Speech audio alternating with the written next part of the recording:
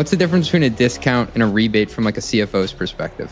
So discounts, if I look really narrowly, I prefer them because they're simple and easier to understand, easier to account for.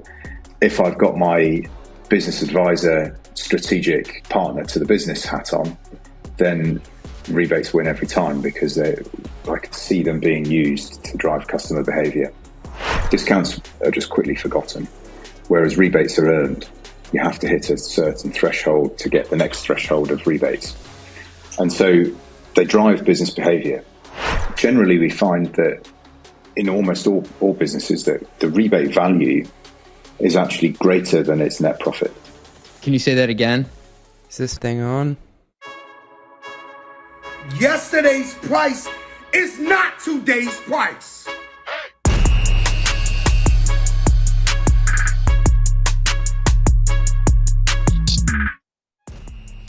You know what makes the world go around? My dad used to always say it was tipping. He may be right, but I think it's rebates. Rebates make the world go around. And today we're joined by Nick Rose, the CFO of Enable. They're not just a SaaS company, they're carving out a category in one of the most overlooked, misunderstood parts of the commercial process, rebates. These pricing incentives are hiding in plain sight a lot of the times. And Nick helps us unpack why they're not just this accounting cleanup, but strategic levers for trust, growth, and alignment, especially in industries where margins are thin and relationships matter. I once worked at a software company that was 100% channel-led, which meant all our sales had to go through a distie and reseller. There were lots of kickbacks. So basically, rebates are the ways that all the money goes back up the value chain, which is extremely complicated to track. So we talk about the growing pains of implementing software in complex B2B environments, why rebates are not discounts, and what that difference really matters, and how tech is finally making it possible to treat rebates not as a spreadsheet fire drill, I've been there, done that, but as a source of real commercial advantage. And if it sounds like a niche problem, it is, but it's also the opportunity. Nick walks us through what it takes to build a new category, why that journey is way harder than it sounds, and what investors like Insight and Lightspeed who backed them saw in Enable's vision. All this and much, much more after a short word from our sponsors. I got a question for you. Is your billing system slowing you down? For most B2B SaaS companies, it's like a total mess. Manual invoices, revenue tracking workarounds, and endless spreadsheets that drain time and create errors. I've seen some ugly spreadsheets in my day.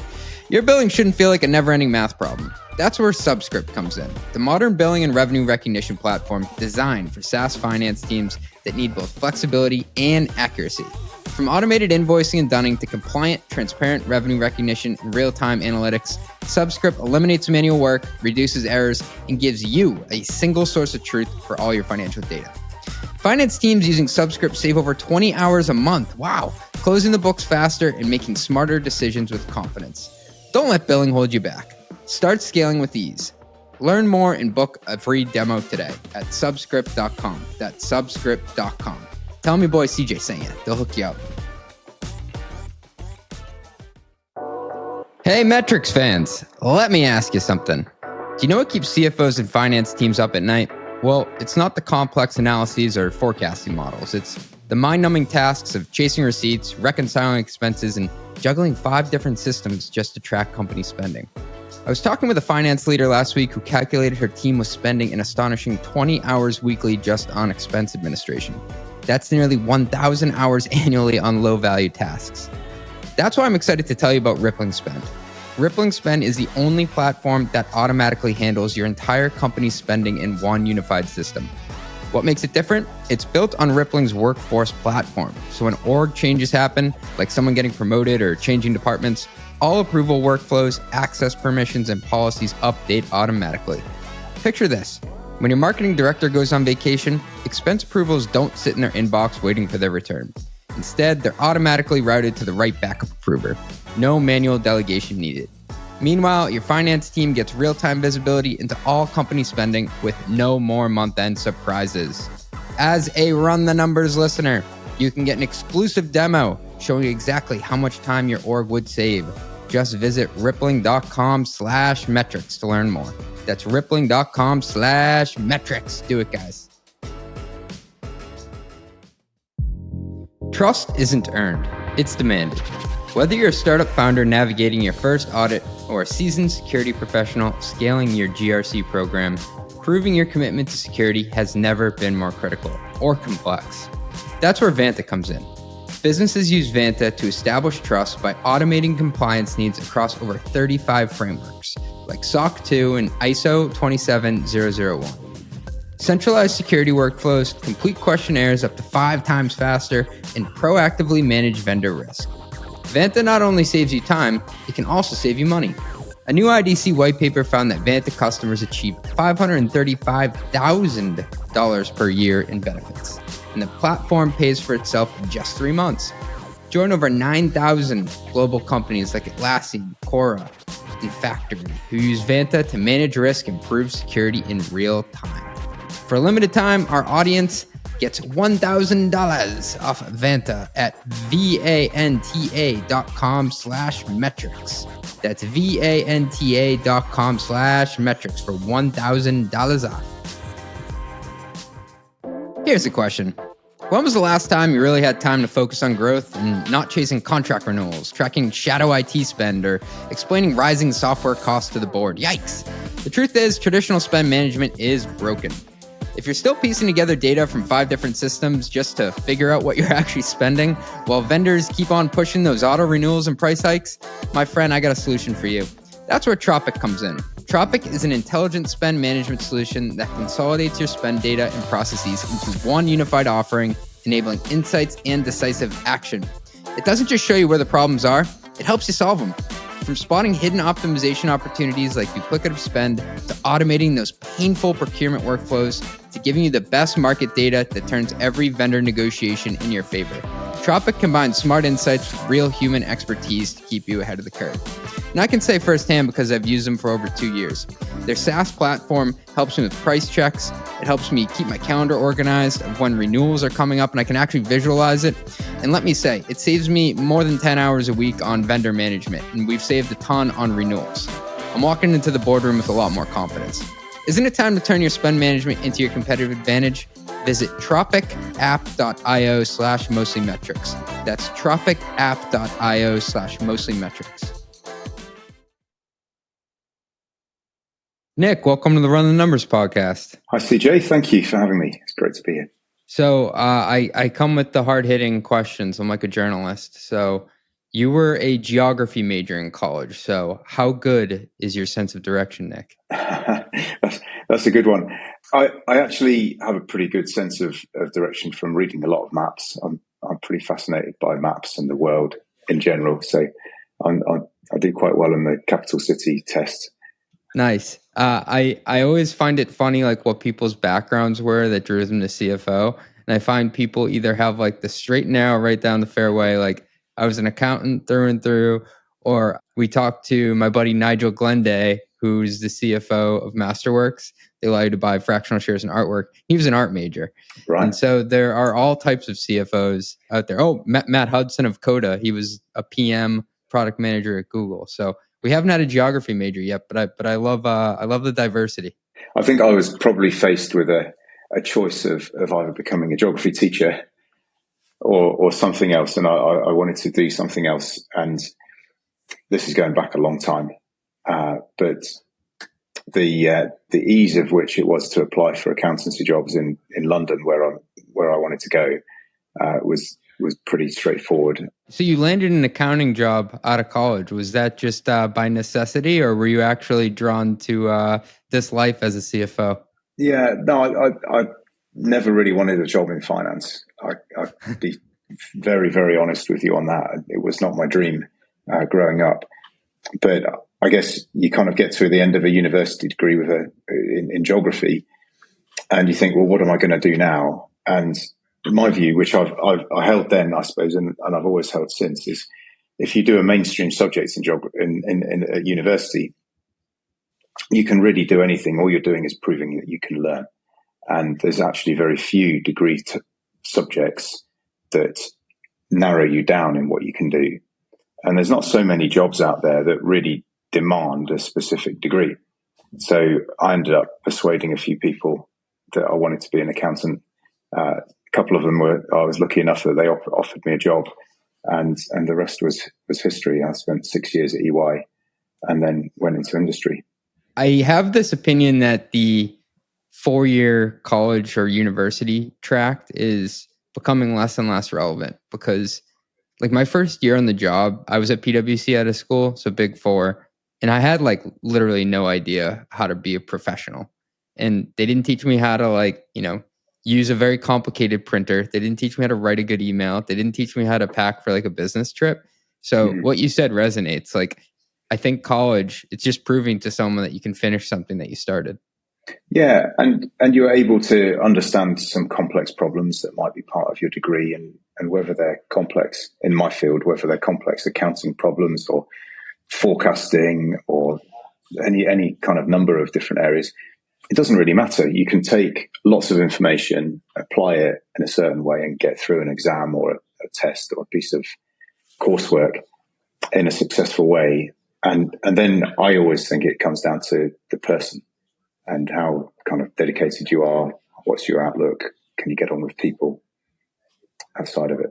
Absolutely. And career paths, they're never linear. And something that drew me to yours is you're the CFO of Enable, company valued at over $1 billion, if I did my research correct. And you were a customer before you were an employee. Is that right? Correct. Yeah.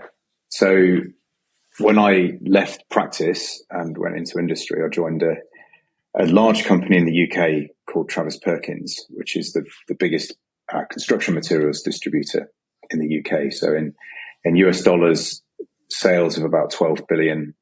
We had rebate income of well over 1.5 billion from suppliers, and we paid out 200 or 300 million to our customers.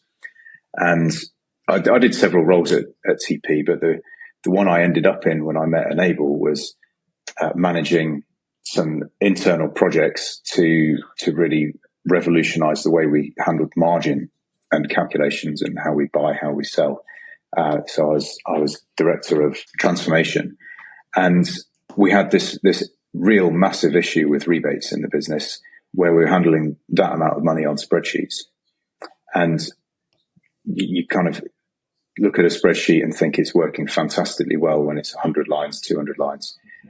When those spreadsheets get actually too big to handle all the data you need to feed into them, and one version of Excel can't cope, and you've got multiple layers of individual spreadsheets, you know something's going to go wrong, and it actually frequently did.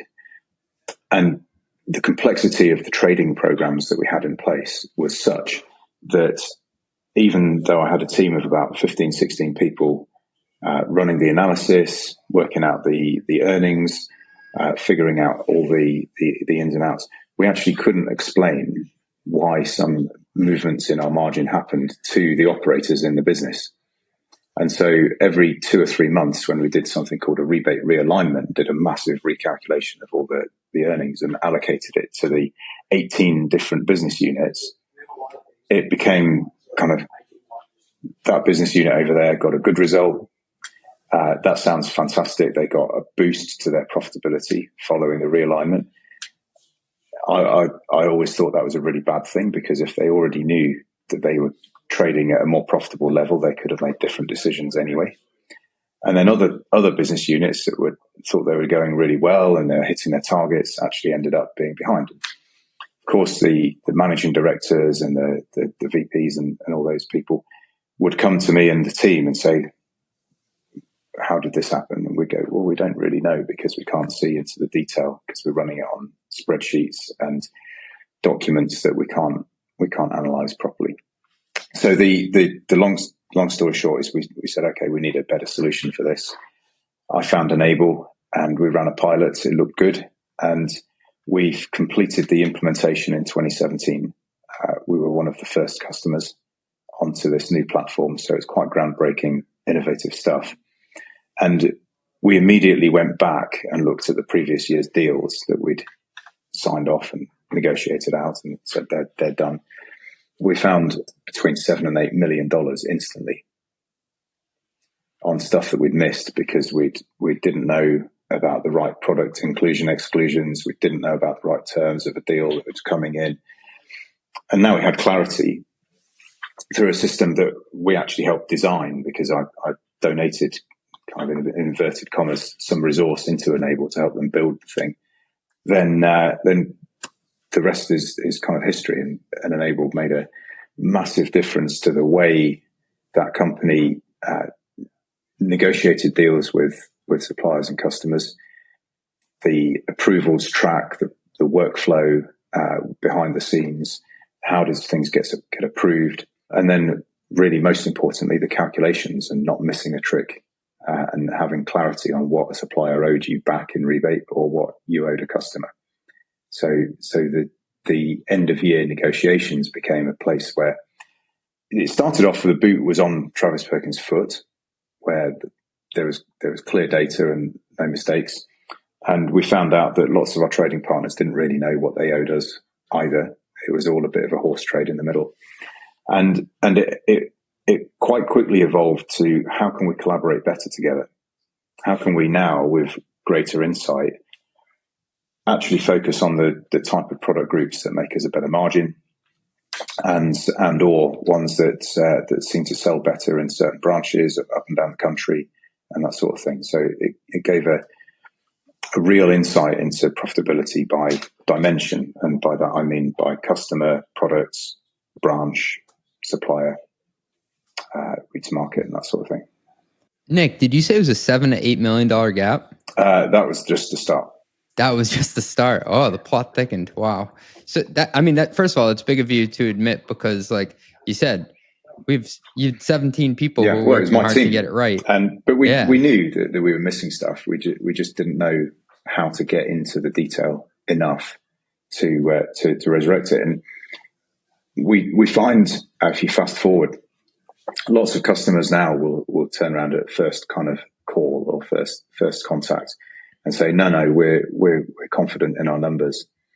And I usually turn around and say, well, how many disputes do you have with your trading partner over invoices, over buying volumes, over the amount of rebate that you owe or you're due back to you?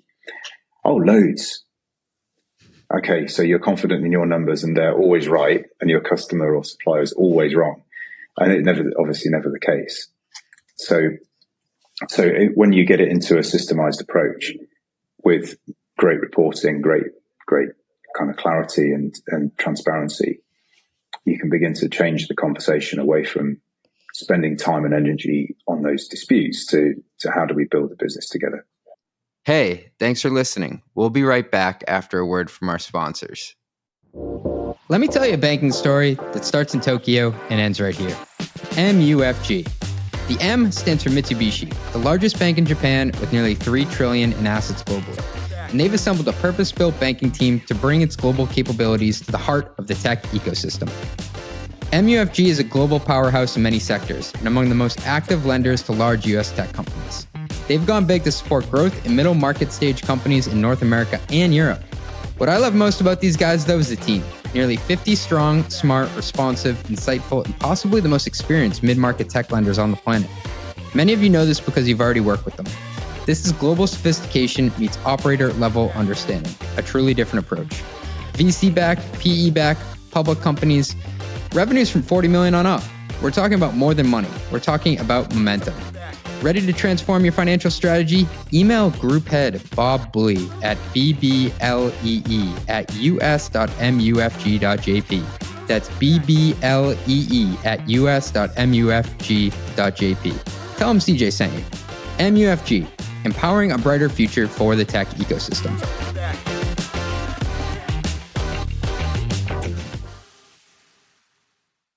What does the future hold for business? Ask 9 experts and you'll get 10 answers. Bull market, bear market. Rates will rise, rates will fall. Can someone please just invent a crystal ball already? Until then, over 40,000 businesses have future-proofed their companies with NetSuite by Oracle, the #1 cloud ERP, bringing accounting, financial management, inventory, HR into one fluid platform. With one unified business management suite, there's one source of truth, giving you the visibility and control you need to make quick decisions. With real-time insights and forecasting, you're peering into the future with actionable data. Whether you're closing the books in days, not weeks, you're spending less time looking backwards and more time on what's next. If you listen to this podcast, you'll know I ask CFOs all the time to rep their tech stacks, and I would say almost every one of them use NetSuite. And that's what I would use too. Whether you're a company earning millions or even hundreds of millions, NetSuite helps you respond to immediate challenges and seize your biggest opportunities. Speaking of opportunity, download the CFO's Guide to AI and Machine Learning at netsuite.com/metrics The guide is free to you. That is netsuite.com/metrics. Ooh, yeah, it's netsuite.com/metrics. Please, guys, I really need this. Ready to plan confidently, close faster, and report with accuracy? Here's what sets Planful apart. Imagine purpose-built solutions for every department, from FP&A to accounting, marketing to HR, all with built-in financial intelligence. It's easy to implement Planful in just weeks with minimal IT involvement, enabling seamless collaboration across your organization's key financial workflows. Best of all, Planful grows with you. Its unmatched scalability ensures that no matter how fast your business expands, Planful can keep up. See why over 1,500 customers worldwide choose Planful as their flexible, user-friendly, end-to-end financial performance management platform. Visit planful.com/metrics to see how you can elevate your team this year with Planful. They will hook you up. It is planful.com/metrics. Tell me your boy CJ sent you. Planful.com/metrics. Nick, and what I wanted to say is that it's not just like a you problem, like it was a $7 to $8 million gap. Like it takes two to tango if there's a rebate. But fundamentally, there are two parties involved in this. And what's even more fascinating is like neither party knew the right answer, right? It wasn't like one person said like you made a mistake. That's how cloudy the scenarios can be. Yeah, absolutely. And it's because you look at the number of deals. So where I worked, we had over 1,000 suppliers with rebatable transactions on the supply side. The number of different products we bought was almost 1 million. It was delivered through direct to branch, direct to customer site, via an intermediate warehouse across a branch network of 2,500 locations. And there were 24,000 colleagues involved in the business. So you just multiply it up, and everywhere you look, there's going to be areas that we understand well and areas that just because of the sheer volume of numbers, you're going to get wrong when it's a manual process. And Nick, just to teach the listener something, because there are many industries out there that deal with rebates, but it's kind of this word that can have quotations around it depending on which industry you're in. Yeah.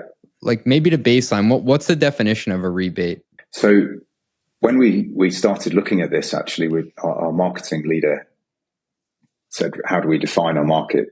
And we'll talk in a bit about how we create this kind of category. We said, what do we say is there is no definition out there of what an actual rebate is. And they're called many different things, like kickback, price support, special price. I think we came up with over 30 that we'd heard from customers. It wasn't just us making it up, but over 30 terms that are really out there. And what we said was, we're the market leader. We will define what we mean by this term. And what we've come up with is a rebate is anything where funds flow back down the supply chain. So normally, as you pay for products and the supply chain works, the products flow down the supply chain from manufacturer to distributor to customer. And the money flows back up. So customer pays distributor, distributor pays manufacturer. But then the rebate will come back the other way. And so from a customer point of view, they're quite bad for cash flow. So you'll pay more than you actually are going to end up paying overall. But the good part is that they can be used as a actual incentive. So when you start thinking about a discount, which is good for cash flow because you just never part with the cash up front. Discounts we find in pretty well every vertical we look at are just quickly forgotten, whereas rebates are earned. You have to hit a certain threshold to get the next threshold of rebates.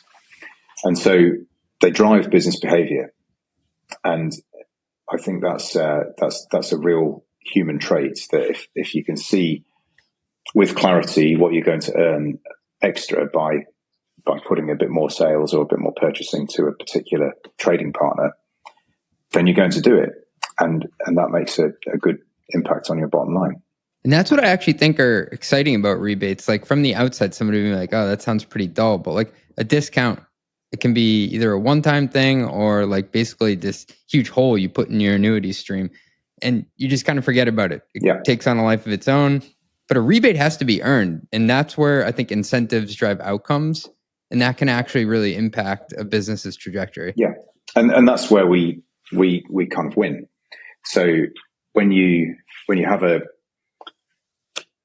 buyer and a seller, if there's nothing in that agreement to drive the actual behavior, then you're not going to get the best results for your business.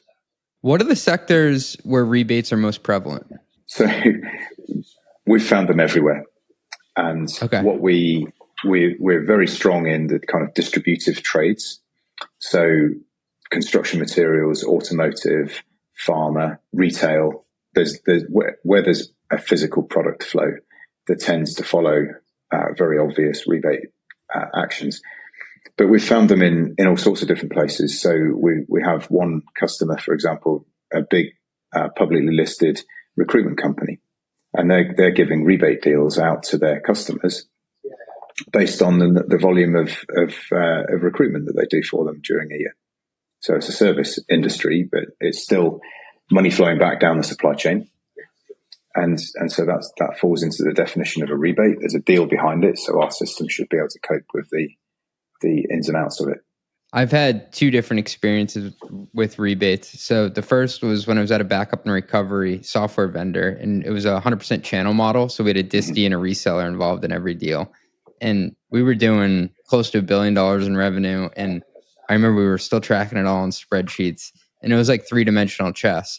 And depending on which layer of basically the supply chain that you were giving it to, like the denominator would be different that you're calculating the rebate on, whether it was the distie or the reseller.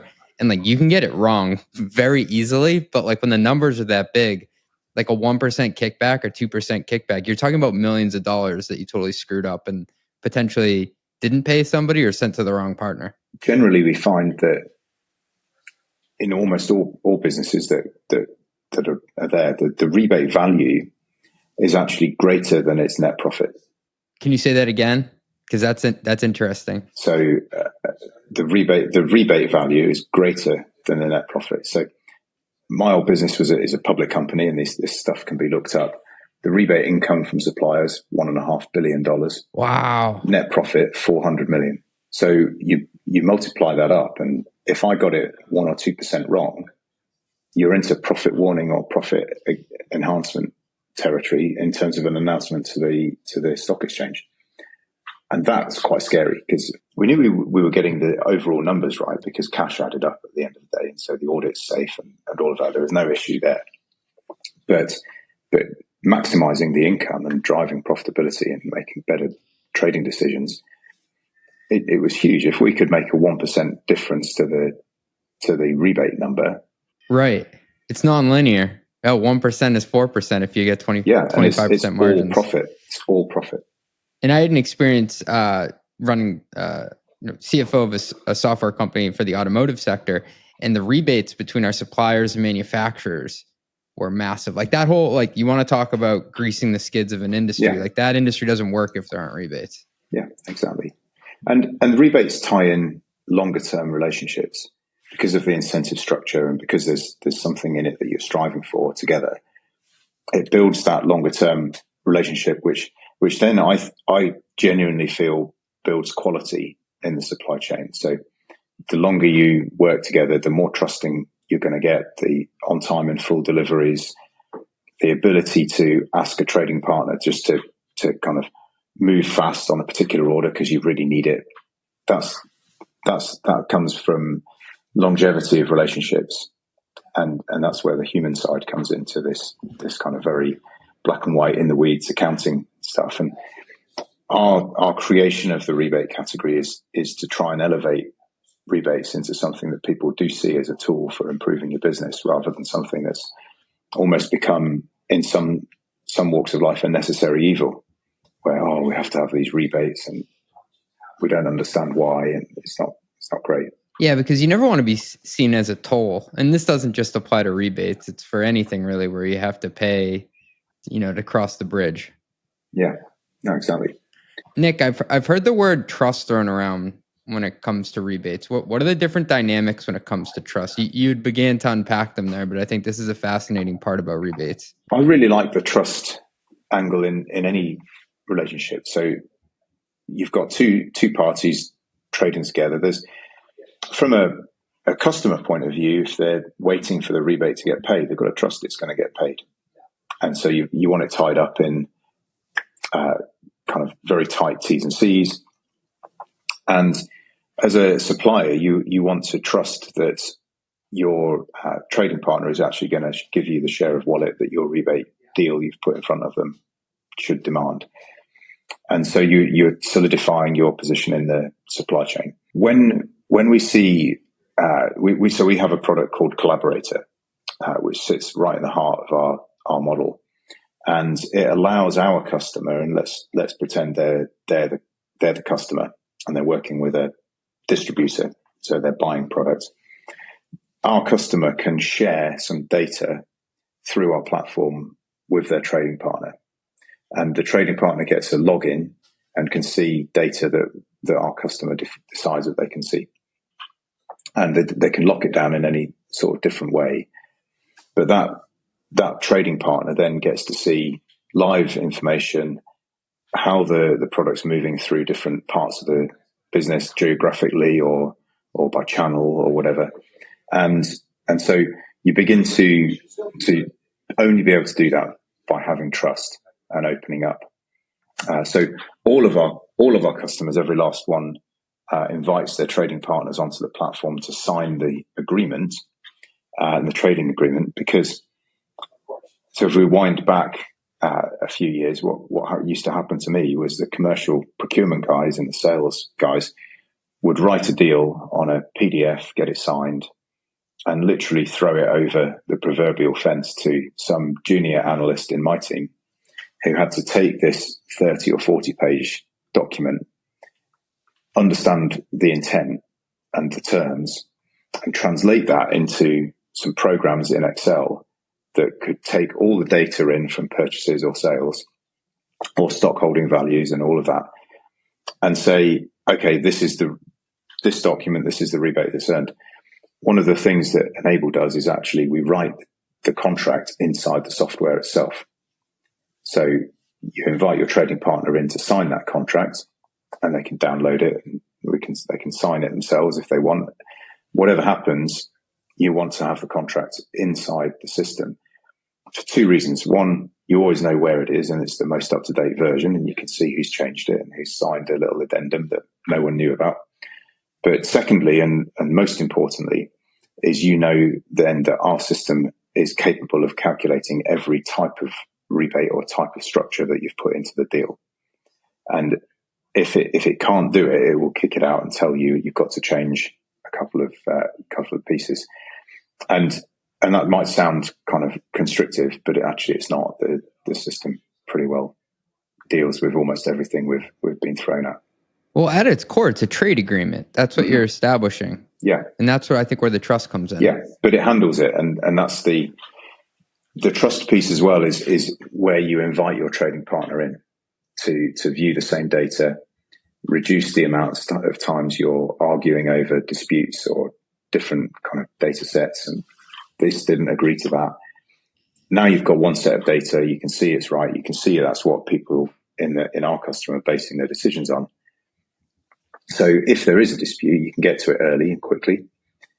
But 9 times out of 10, there just won't be, because you can see it and reconcile. A lot of that reminds me of like a Coupa for procurement, where you invite your partner in to see what you've agreed to buy and when you've agreed to pay them, or even like Flexport, what they've done for the shipping industry. Yeah. It's like bringing transparency to a complex arrangement that involves exchange of value. Yeah, exactly. And transparency wins trust always. If the more shady you are, clearly it's harder to trust people.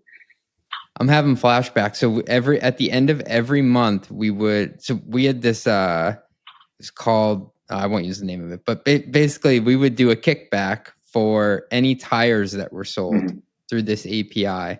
And I'm talking, we would be selling maybe 8,000 different tires a day. Yeah. And at the end of each month, we would take it in a spreadsheet and have to do 25 cents per tire. But some of the tires were a different amount for the kickback.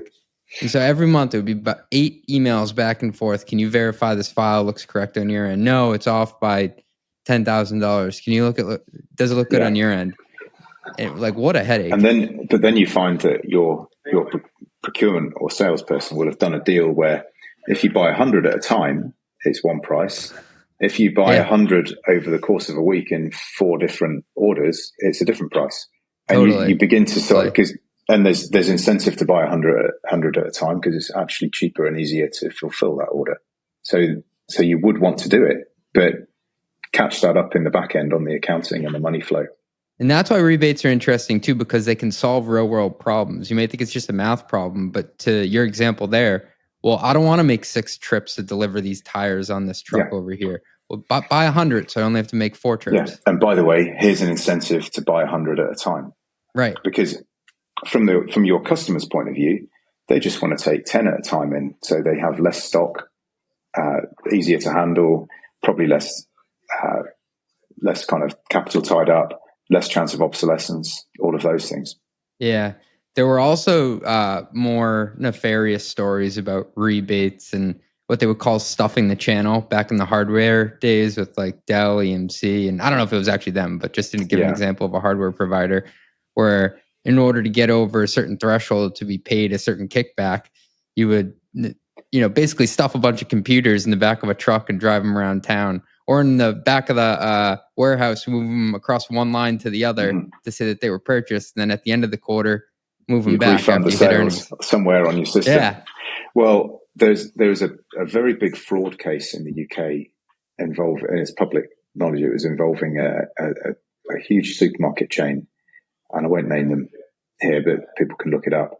And the directors of that chain were actually prosecuted criminally because they'd window dressed, as we call it in the UK, the rebate income.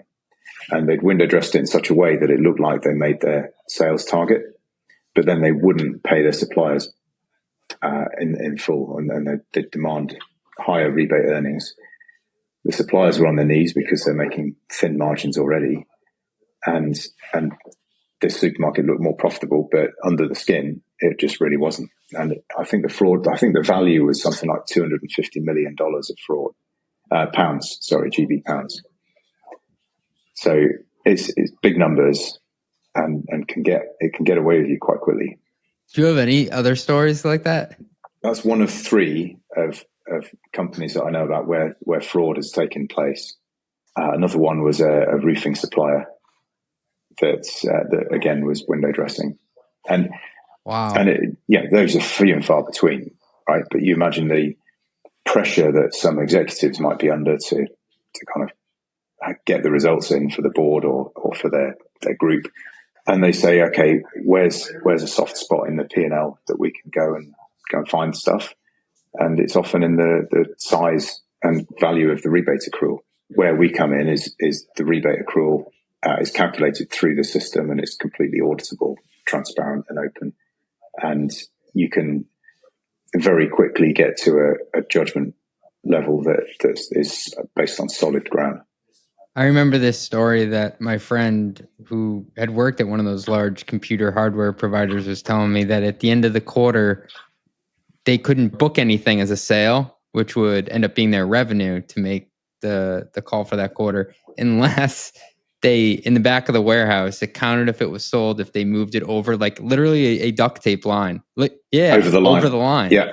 And he said, and it goes into a different part of the stock. You know exactly what I'm talking about.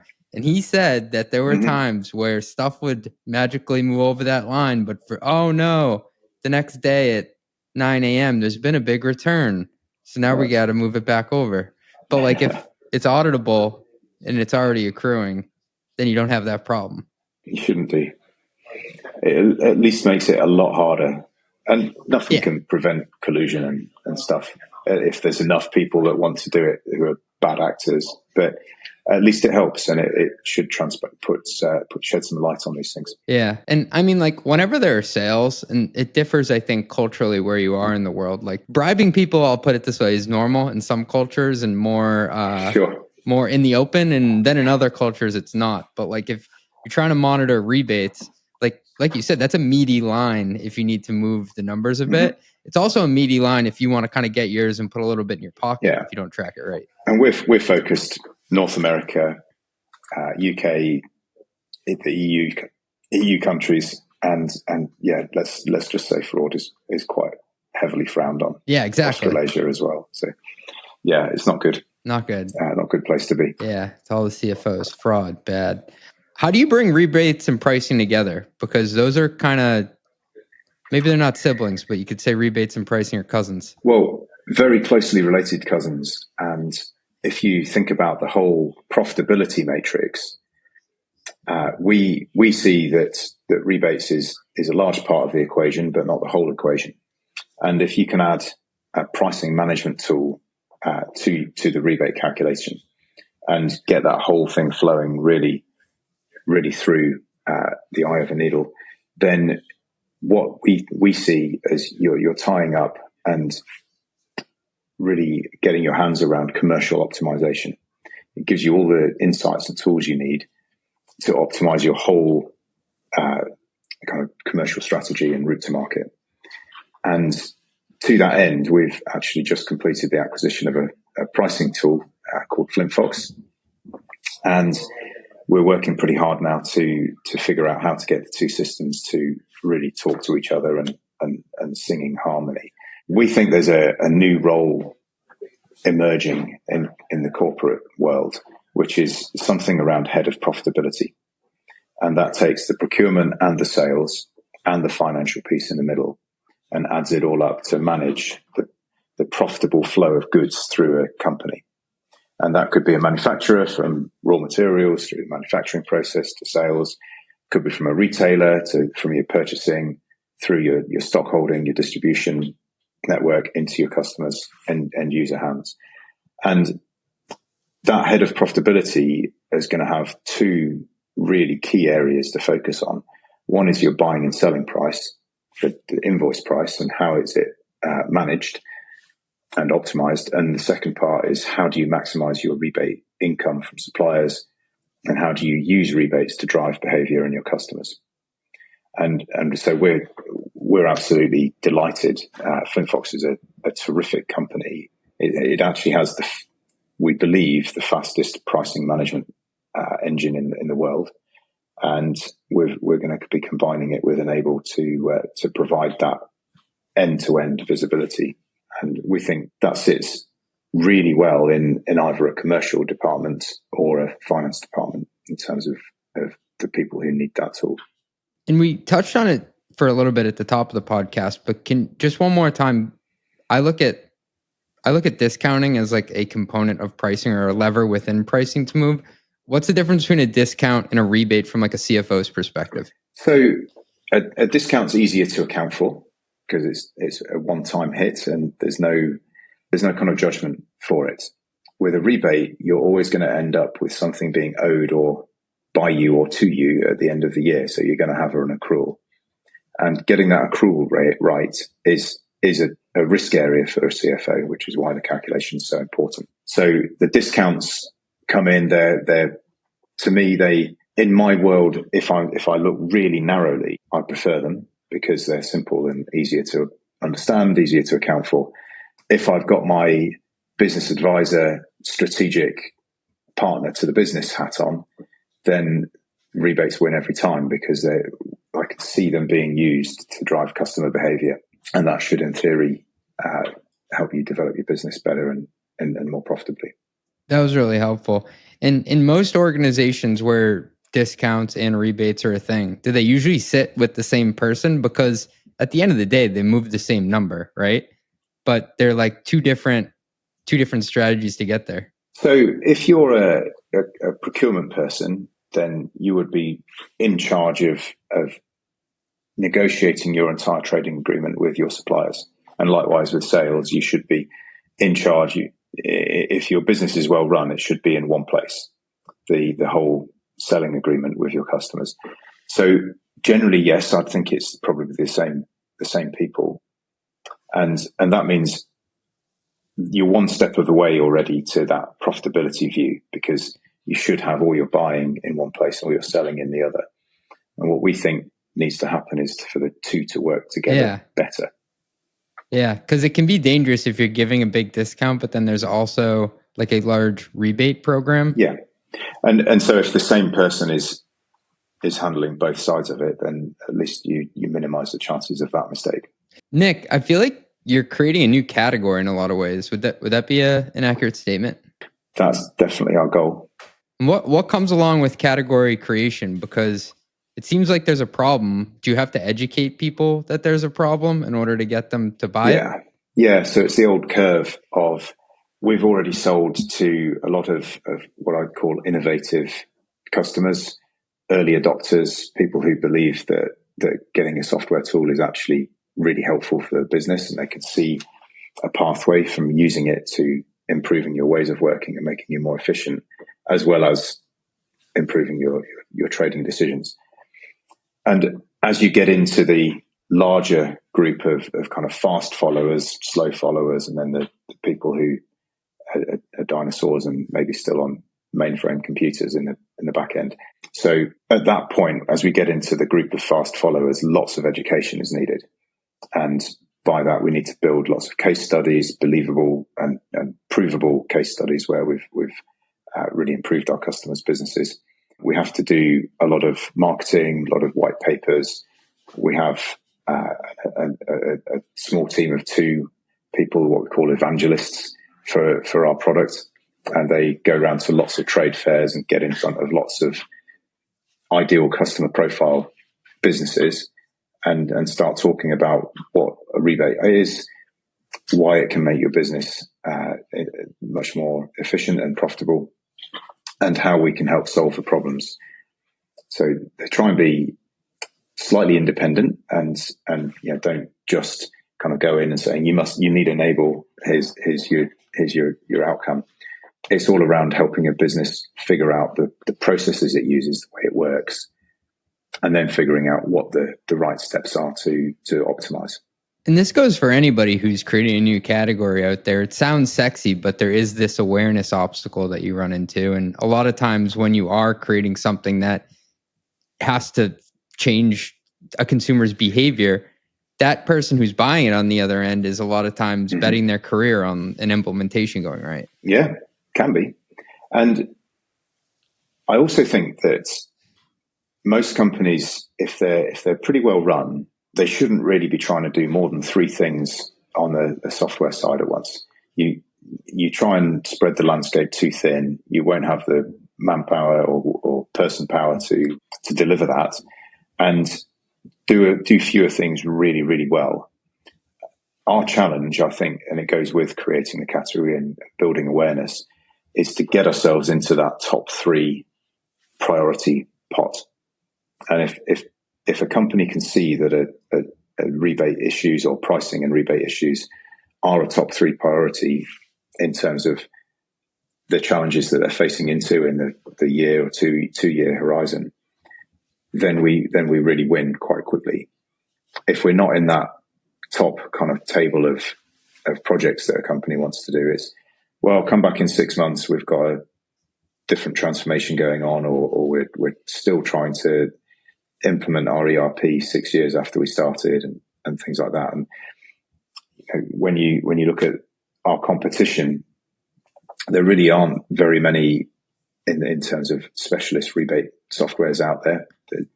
We're by far the largest in terms of cloud platform rebate solutions. And the other competitor we have is the ERP solutions. But when you look under the hood of the ERP, they miss out on 2 fundamental things. One is which they have no concept of a third party. So an ERP is inside your own walls only, and it can't have the collaboration piece and the letting someone in to sign a trading agreement on your solution. Yeah. And it also, they can handle very, very simplistic rebates.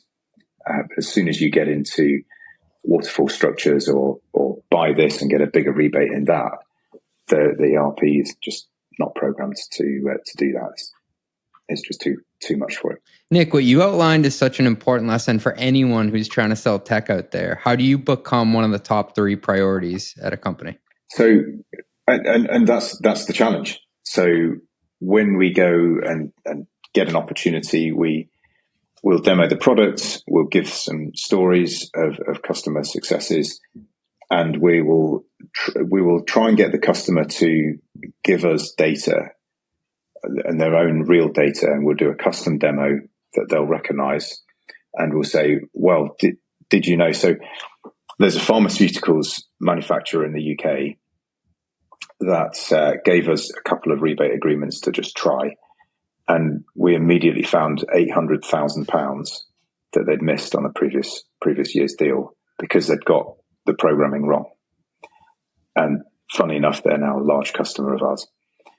But it's that kind of, give us some data, we'll go back, churn it away, show you what we think our product would tell you earned or should pay, and then you go from there. Yeah, proof points. Well, yeah, so you very quickly get promoted up that table. Yeah, if you can show some big numbers like that. Yeah. Well, congrats on the funding round that you did relatively recently with Insight and Lightspeed. That was exciting to see. What was their thesis in terms of where your business is going? So they see us as actually genuinely creating new space, and they hear what the customers are saying. They do contact a lot of them without us knowing and get the lowdown. Oh, all the investors do that. Oh, you never quite know what they're going to say. Oh, we spoke to such and such. So that's really valuable and really corroborative to our thesis, which is we feel like we have a product that neatly solves a pain point that many businesses have, and that's what they've bought into. I think the other part that they've bought into is the collaboration piece, because once our customer shares entry to our solution, say with their suppliers, and those suppliers are a group of groups, dozens of manufacturers, we have a chance that all of those manufacturers will start saying to their customers, well, we use Enable with this group. Why don't you start doing it? And what we've found in a couple of verticals now is we're becoming quite well known. And we've got some manufacturers, let's say in construction materials, where they have one manufacturer has at least 8 or 10 Enable customers as their customers that they're selling product to. That's a network effect right and there. And all of a sudden you get the network effect. Yeah. This is exactly where I'm going.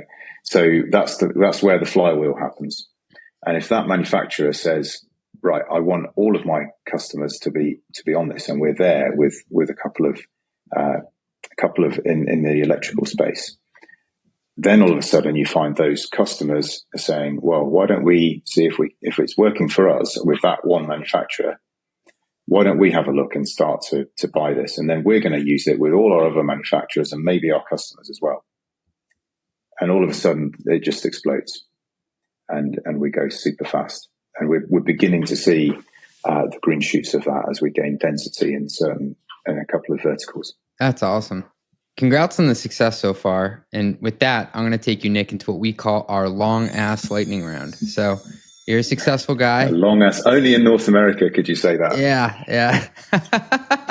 I never thought about it that way. What's an example of something you've screwed up on the job before? So I think rather than screwed up, it's sometimes you make poor decisions, and the ones I'm thinking about are, sometimes hiring the wrong person to do a specific role. They may look good on paper, they may interview fantastically well, but when you can never really get under the skin. I've made 1 or 2 bad hiring decisions in the past, and I think I'm getting better at this, is dealing with it swiftly. And sometimes those decisions are just, you've got to get past them. I think in the more distant past, I've allowed them to rumble on and fester a bit, and it's there's not a good answer for either the employee or yourself or your company to not make those decisions. So I think that's the one I'd go to. There's been 1 or 2 of those. Hiring well and firing well are 2 very different skill sets. Yeah, absolutely. By and large, I've been pretty successful hiring good people and motivated. I always look for energy. So the ability to do the job to me is really table stakes. I look for energy and attitude and the ability to get on with people. If you get all those, then it really, they should have the technical skill set, because I'm looking at they're in a role. I often look for people who've got a bit more longer service with companies where they are. and there's evidence that they've been promoted. So people who've moved around a lot and might have a great big job title, but always had to move to get the next job title. That's one thing. I like to see people progress in an environment where they have to prove themselves to do it. And there's real detail in there. Just to drill into that, because that's an amazing insight. You see a lot of people that jump around every 18 months and seem to get promoted. They went from, senior analyst to senior director within 3 years, but they had to go 4 stops to do it. What you're saying, Nick, is you proved that in the environment you're in. Back to the top of the podcast, talking about school, like you were able to progress from one level to the other, given, the stakes. Yeah. Well, you can do it both ways, of course. And sometimes you're just an amazing person and there's just simply not the opportunity in the company that you're at. So you do need to move around. Absolutely. But I think especially as you get a bit later in your career and you're at a more senior level, proving you've done it is not just having been there at the right time. It's having someone more senior than you at a successful company seeing that you're ready to be promoted and take on lots of extra responsibility and then doing it. So I think I tend to go for people who don't always think the grass is greener on another side. But then equally, I've got to persuade them to join Enable. So there is a part of that to say, come on, let's sell you the dream. Based on where you are in your career right now, if you could tell your younger self something knowing what you know today, what would you tell them? Take risks. Take more risks. I would say, I would most definitely say get into software earlier because it's a fantastic industry. There's amazing people, and by and large, the talent that we have in both in my company and that I meet in other companies that our investors have invested in or other walks of life in the software space. I think it's a great, exciting space. And from the outside looking in, it can be, do you really want to do a software engineering? Well, actually, you can do amazing things with it. So probably yes. But I think take risks. There's a couple of times, if I look back, I actually had offers or opportunities to move and do something different and chose not to take them because my employer was actually at the time offering me something different in their own place. And once or twice I could have taken those. Or even taken a risk on a project or just put yourself forward. That's the key. Be brave. I love that. More of a technical one. Can you walk me through your finance software stack? What tools does your team use to get the job done? So we have a ERP that pretty well every software business like us is on, which is NetSuite. And that's the basis and platform for everything. We partner really closely with the sales team who, surprise, use Salesforce. Those are the two, I think, key, most used systems in the company. In terms of finance software stack, we have a planning tool that we use that sits on top of NetSuite. So it gets the regular stuff from there, gets inputs from our payroll system and everything. That's called Vanta. And then we have a small number of other kind of point solutions, one for credit that's actually called YayPay. We have one for sales tax in the US and just a couple of others. We have a really great card provider for credit cards and expenses. So who do you use for credit cards and expenses? We're using Ramp. Got it. We switched to them, I want to say a year and a half ago. Cool. Something like that. Last one I got for you. What's the craziest thing you've ever had someone try to expense? So I would probably go to one where we sent someone to a CA customer and they ended up going to see the customer and they were there a couple of days and it's near the coast. And all of a sudden we realized the hotel stay had been extended by 3 days. The travel plans were extended and they'd been off on a dodgy weekend away with a girlfriend. There we go. And it was all paid for by us until we found out. If it was a rebate though, you would have caught it. Probably, yeah. We have a system for that. Nick, this has been a pleasure. Thanks for carving out time for us. I know you're a busy guy. I really enjoyed the combo. No, it's been great, CJ. Thank you for that. Really enjoyed it as well. Run the Numbers is a mostly LLC production. Yelling an intro by Fat Joe. Artwork by some AI thingamajig. Podcast and video editing is done by Cleancast at cleancast.io. Nothing said on this podcast is intended to be business or investment advice. It's the sole opinion of me, a guy who feeds his dog too much ice cream and has a history of net operating losses, lol. If you like this podcast, please hit subscribe. It would mean a lot to me. And also check out mostlymetrics.com. That's my newsletter where I explore business models and financial metrics. Thanks for riding with me. Share this with your friends. Peace.